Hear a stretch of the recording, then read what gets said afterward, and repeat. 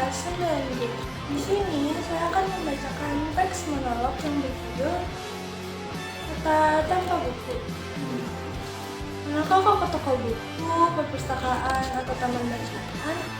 Tidakkah kau merasa istimewa ketika berada di dalamnya? Di sekelilingmu ada berbagai toko dari dunia nyata dan hayal, tempat yang pernah kau kunjungi dan yang belum, informasi dari cerita masa lalu, masa kini, dan masa depan. Semua berpadu, semua berada dalam genggamanmu. Saat berada di antara buku, tidakkah kau merasa menjadi raja dan ratu? Ruang dan waktu seolah menyatu tanpa batas. Kau bisa terbang di angkasa, bersandar dengan aneka satwa, dan berkelana di tengah padatnya kota. Juga rimba raya. Kau tahu, buku adalah jendela dunia, kunci pengetahuan dan pintu wawasan.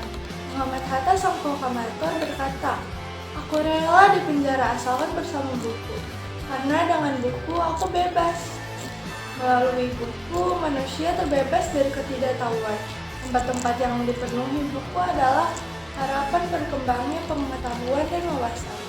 Apa jadinya jika kota tanpa buku? Pantaskah dia disebut kota? Kota itu mungkin kabar datang dari sumber lain, dari koran, televisi, atau internet. Mungkin informasi dan cerita datang dari cerita nenek moyang, bagai dongeng-dongeng sebelum tidur.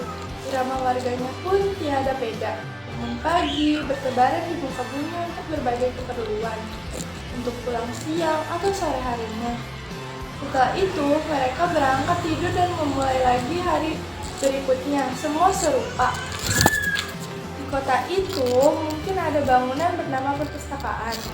Di dalamnya buku-buku berderet dalam rak yang tak berjamah. Tiada tangan meraih dan membuka halaman demi halaman dengan sukacita. Mungkin juga ada tumpukan buku di sudut-sudut sekolah yang sepi dan berdebu. Jarang dikunjungi, jarang dibaca. Buku-buku di sana teronggok tanpa nyawa. Bagaimana dengan kotamu?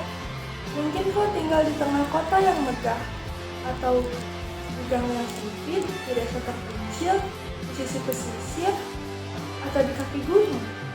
Adakah perpustakaan, taman bacaan, atau toko buku di dekat rumahmu?